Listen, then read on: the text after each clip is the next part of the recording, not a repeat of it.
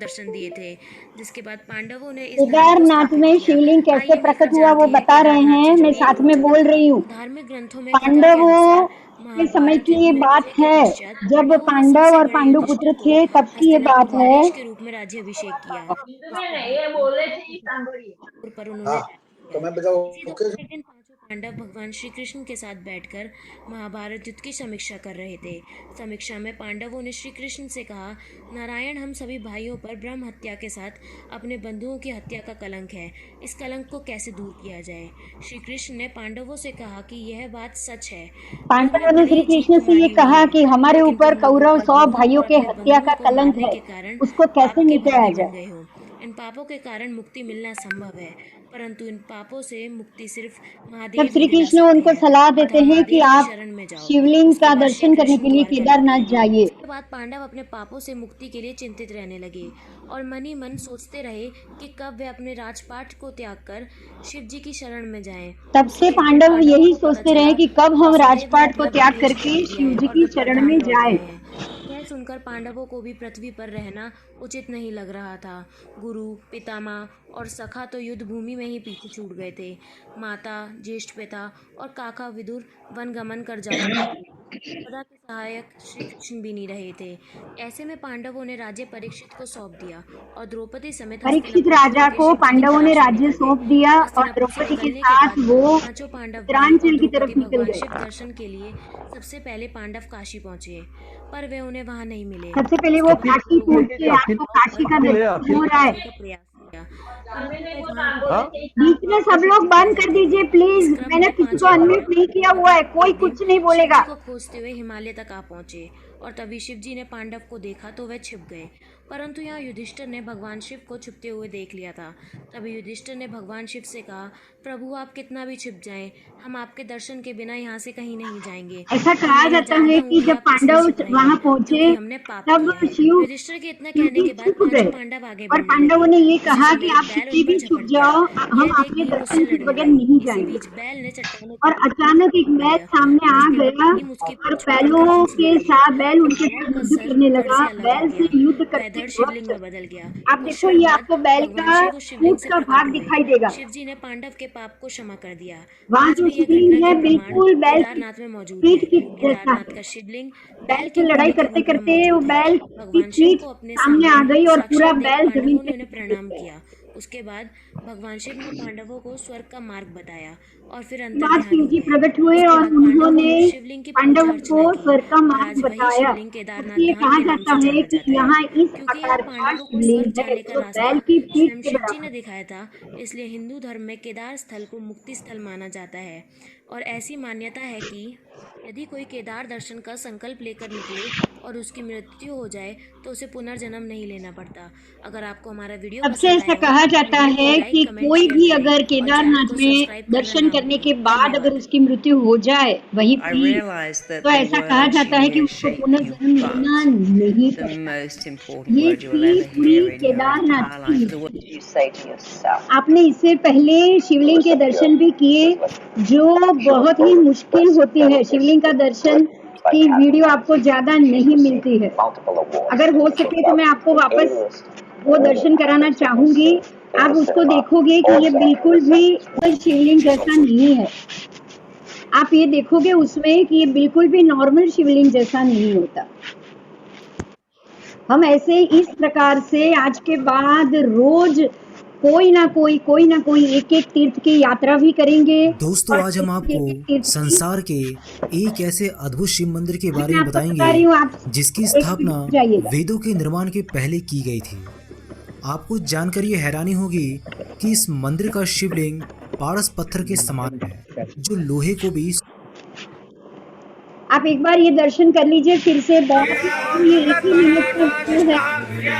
ये जिसमें ही एक चीज बता मैंने बताया हुआ है क्योंकि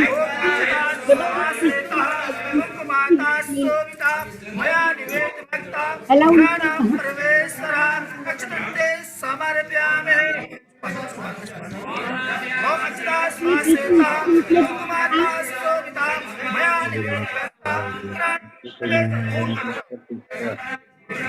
बड़ा सा माता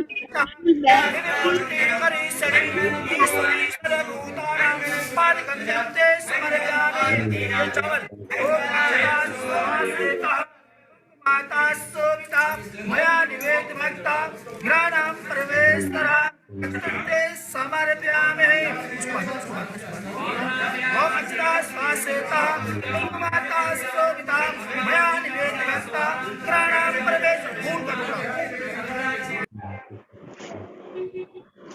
मैं आपको 5 मिनट के लिए सबको म्यूट, आप सुन रहे हो, बहुत अच्छी बात है, मैं किसी को म्यूट नहीं कर रही हूँ, पर मैं आपको एक बात बताना चाहती हूँ। 2 मिनट में आपको 2 मिनट में स्पॉटलाइट करूँ। Home is where it all begins. IKEA. Make every day brighter.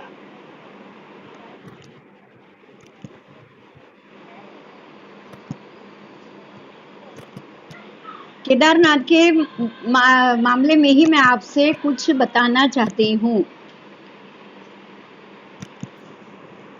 जिस प्रकार से हमने ये जाना कि केदारनाथ में कैसे शिवलिंग और उसकी उत्पत्ति हुई, उसके लिए एक बहुत ही श्रद्धा से युक्त एक और कहानी है, और वो है कि एक भक्त वहाँ पर, उसको बहुत मन था, वो वहाँ गया, केदारनाथ तक पहुँचा, लेकिन आपको ये जानकारी होगी कि केदारनाथ में 6 महीने तक दर्शन बंद होते। वहाँ 6 महीने तक दर्शन नहीं हो पाते। 6 महीना बर्फ के कारण मंदिरों को बंद किया जाता है। और उसके लिए मैं आपको एक बात बताना चाहूंगी। ऐसा कहा जाता है कि 6 महीने वहाँ नारद मुनि पुजारी बनते हैं, क्योंकि ये देवों का स्थान है और देवों की पूजा 6 महीना ये मंदिर देवों के लिए खुला छोड़ दिया जाता है। बद्रीनाथ और केदारनाथ ये दोनों जगह 6 महीने के लिए देवता लोग आकर वहाँ पूजा करते हैं, और जैसे ही बद्रीनाथ के कपाट बंद होंगे उससे बराबर 250 किलोमीटर ऊपर केदारनाथ है। तो केदारनाथ और बद्रीनाथ दोनों के कपाट 6 महीने के लिए बंद कर दिए जाते हैं। वो सिर्फ एक ही कारण के लिए कि वहाँ ये 6 महीना देवों द्वारा उनकी पूजा होती है। इसीलिए ये मंदिरों को शाश्वत और जागृत कहा गया है। खास करके जब नारद मुनि वहाँ पुजारी बनते हैं तो 6 महीने बाद, तब तक सब लोग नीचे जोशीमठ, बद्रीनाथ से भी नीचे जोशीमठ है, वहां तक सब लोग आ जाते हैं। बद्रीनाथ भी दर्शन बंद और केदारनाथ भी दर्शन बंद, ऊपर कोई नहीं जाता। और बराबर मेरे हिसाब से तो आवाज सबको आ रही है ना? हाँ, तो बराबर 6 महीने बाद जब वहां के कपाट खोले जाते हैं तो बिल्कुल वही दिया भी जलता, धूप भी जलता हुआ और फूल भी बिल्कुल ताजे होते हैं।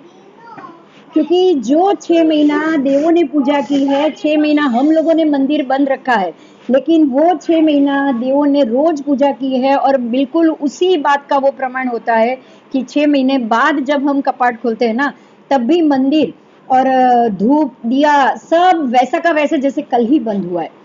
ये तो 6 महीना निकल गया और देवों ने ये क्रिया की, वो तो हम जानते हैं। लेकिन एक और बात है केदारनाथ के लिए कि एक ऐसे ही बहुत ही श्रद्धा युक्त भगत था जो केदारनाथ तक उसने यात्रा शुरू की। पहले के जमाने में तो इतनी यात्रा की सुख सुविधा नहीं थी, वो चढ़ चढ़ के जाने में उसका कुछ समय ज्यादा निकल गया।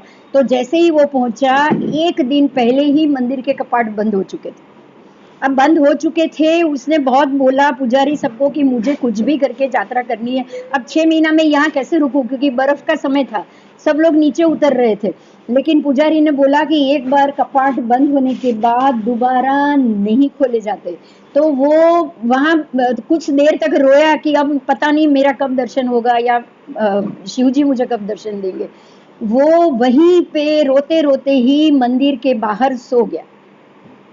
मंदिर के बाहर वो सो गया और जब भी वो नींद से उठा तब मंदिर खुला था, लोग अंदर जा रहे थे, बाहर आ रहे थे, अंदर जा रहे थे, बाहर रहे थे। तो उसको सरप्राइज हुआ कि मैं कल रात को तो सोया हूँ, कल रात को तो मुझे ये बताया गया कि ये मंदिर नहीं खुलेंगे 6 महीने तक, और आज सुबह उठते ही ये मैंने क्या देख लिया। जैसे उसकी नींद उड़ी, उसने देखा कि लोग आ रहे जा रहे, वही पुजारी वहां पे खड़ा है। उसने पुजारी को पूछा, कि आपने तो कहा था 6 महीना मंदिर के कपाट बंद रहेंगे, ये आज खुला कैसे? तब पुजारी ने बोला कि अरे हाँ, तू 6 महीने पहले मुझे मिला था, तू 6 महीने बाद आया है वापस, तुझे ये नहीं याद रहा है? तो वो बोल रहा है मैं तो कल रात को सोया फिर आज सुबह जागा हूँ, तो जैसे ही जागा हूँ मंदिर खुले देखे। तब पुजारी ने उसको पूछा कि जब तू सो गया तब क्या हुआ ये बता। पुजारी को भी ये बहुत ही इच्छा हो गई कि अरे ये 6 महीने बाद ही मंदिर तो खुले, वो उसको पता है, पुजारी को पता है कि 6 महीने बाद मंदिर खुला है, लेकिन ये आदमी ऐसा क्यों बोल रहा है कि मैं अभी कल रात को ही सोया हूँ, आज सुबह उठा हूँ और मंदिर कैसे खुल गया? तो पुजारी ने उसको पूछा कि जब तू सोया तब तेरे साथ क्या हुआ? और वो आदमी ने बताया कि जब मैं सो गया तब एक व्यक्ति मेरे सामने आए, बिल्कुल अघोरी बाबा की तरह थे, उनके बाल बड़े लंबे लंबे थे, उनकी आंखें बिल्कुल बिल्कुल ऐसे अघोरी बाबा के जैसे लग रहे थे। उन्होंने मुझे पूछा कि बेटा तू यहाँ क्यों बैठा है? तो बहुत वृद्ध थे, उन्होंने मुझे ये भी पूछा कि तू यहाँ क्यों बैठा है? तो मैंने उनको बताया कि मैं मंदिर के दर्शन करने के लिए आया, लेकिन शिव जी मुझसे नाराज हो गए और मेरे पहुंचने में देरी हो गई। अब 6 महीना मैं यहाँ कैसे रुकूंगा, क्या करूंगा मुझे नहीं पता, लेकिन मैं बिना दर्शन के तो यहाँ से नहीं जाऊंगा।